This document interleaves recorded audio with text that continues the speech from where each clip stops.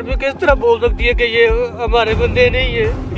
ये काट के आर्मी का ये ना, इन्होंने हमें बना के दिया है ना, हमने खुद तो थोड़ा बना लिया।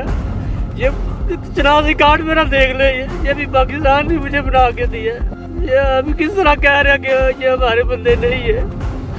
मैं नहीं दरख्वास्त करता हूँ खुदा के लिए मेरा मालिक मजदूर है, मैं घर के बड़ा हूँ साहब।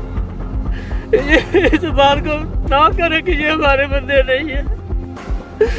आप लोगों ने मुझे भर्ती क्यों किया था कि ये कहना था कि हमारे बंदे नहीं है।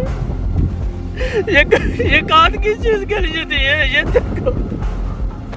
आप लोग क्यों कह रहे कि ये वीडियो झूठी, ये वीडियो हकीकत है। आपका नाम क्या है? नाम दीदारुल्लाह।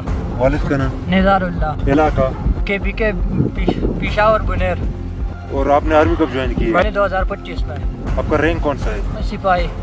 आप कौन सा यूनिट से ताल्लुक रखते हैं? मैं 15 पे से ताल्लुक रखता हूँ 33 डेट से।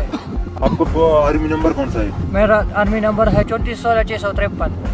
आपको डिवीजन या ब्रिगेड कौन सा है? मेरा 33 डिवीजन है। आपने किस इलाके में ड्यूटी की है? मैंने सिर्फ पनाकिल में ड्यूटी की है और इधर अभी खुजदार में आया 1.5 महीने हो गए।